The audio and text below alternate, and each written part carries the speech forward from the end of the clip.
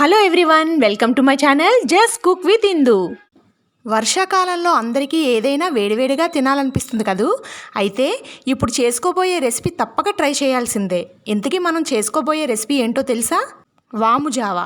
ఈ జావా మనకి త్వరగా అరుగుదలనిస్తుంది, అంతేకాకుండా దగ్గు జలుబు వంటివి మన దరి చేరవు.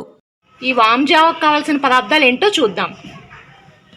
5 గ్లాసుల నీళ్లు, ఉల్లిపాయలు, చిన్న ముక్క అల్లం, కారం, చింతపండు రసం 1 గ్లాసు, 1 గ్లాసు బియ్యం నూక, వెల్లుల్లిపాయలు, కరివేపాకు, ఎండుమిర్చి, గళ్ళుప్పు, వాము, పసుపు, మినప్పప్పు. మనం ఏ గ్లాస్తో అయితే బియ్యం నూక తీసుకుంటున్నామో ఆ గ్లాస్తో 5 గ్లాసులు వాటరు, ఇంకొక గ్లాసు చింతపండు రసంతో 6 గ్లాసులు అవుతుంది మొత్తం. ఇప్పుడు దీని ప్రాసెస్ ఏంటో చూద్దాం. ముందుగా ఒక గిన్నె తీసుకొని అందులో ఈ ఉల్లిపాయ ముక్కలు, అల్లం, పసుపు, కారం, ఈ చింతపండు రసం, ఈ నీళ్ళు ఇందులో వేసుకోండి. తర్వాత ఇందులో ఈ బియ్యం రవ్వ వేసేసుకోండి. వేసుకొని ఒక్కసారి గరిటెతో ఇలా తిప్పుకోండి. ఇప్పుడు ఇలా కలిపేసుకున్న దాన్ని స్టవ్ మీద పెట్టుకొని కొద్దిగా దగ్గర పడేలాగా మనం ఉడికించుకోవాలి. ఇప్పుడు స్టవ్ మీద మనం మీడియం ఫ్లేమ్లో పెట్టుకొని ఒక 10 నిమిషాలు ఉడికించుకోండి దగ్గర పడేదాకా. ఇలా పొంగు వస్తున్నప్పుడు మనం మధ్య మధ్యలో ఇలా కలుపుకుంటూ ఉండాలి, లేదంటే అడుగు పట్టేస్తుంది.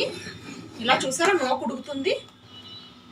చూసారా మనకి జావ దగ్గర పడింది కదండి. మనకి టేస్ట్ తగ్గట్టు ఉప్పు యాడ్ చేసుకుందాం.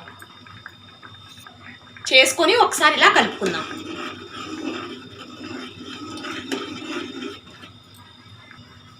ఇప్పుడు మనం స్టవ్ ఆఫ్ చేసేసుకొని దీన్ని తాలింపు పెట్టేసుకుందాం. ఇప్పుడు మనం తాలింపు కోసం ఒక పాన్ పెట్టుకొని అందులో కొద్దిగా ఆయిల్ వేసుకుందాం. ఇప్పుడు ఆయిల్ హీట్ అయిన తర్వాత అందులో కొద్దిగా మినప్పప్పు, ఈ మినప్పప్పు కొద్దిగా వేగిన తర్వాత ఇందులో కొద్దిగా వాము వేసుకుందాం. వేసుకొని కొద్దిగా కలుపుతూ అందులో ఈ వెల్లుల్లిపాయలు వేసుకొని ఒక్కసారి ఇలా కలుపుకుందాం.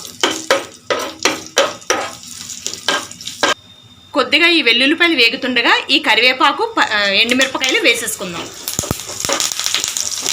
ఈ తాలింపు వాసన అమోఘం. ఇప్పుడు స్టవ్ ఆఫ్ చేసేసుకొని ఈ తాలింపుని ఆ జావలో కలిపేసుకుందాం.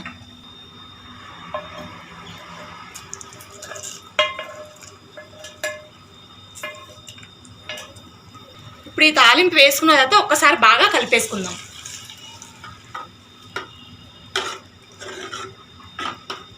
అంతేనండి, వేడివేడిగా మన వాము జావ రెడీ. మీకోసం ఒక చిట్కా. బీన్స్ కొంచెం ముదిరినా ఉడకడానికి ఎక్కువ సమయం పడుతుంది. ఇలాంటప్పుడు వాటికి కొంచెం వంట సోడా చేరిస్తే సులువుగా ఉడుకుతాయి. మీకు గనుక నా వీడియో నచ్చినట్లయితే లైక్ చేయండి, షేర్ చేయండి అండ్ సబ్స్క్రైబ్ చేయండి. బెల్ ఐకాన్ కొట్టడం మర్చిపోకండి. మళ్ళీ మరో టేస్టీ అయిన రెసిపీతో మీ ముందుకు వస్తాను. Thank you.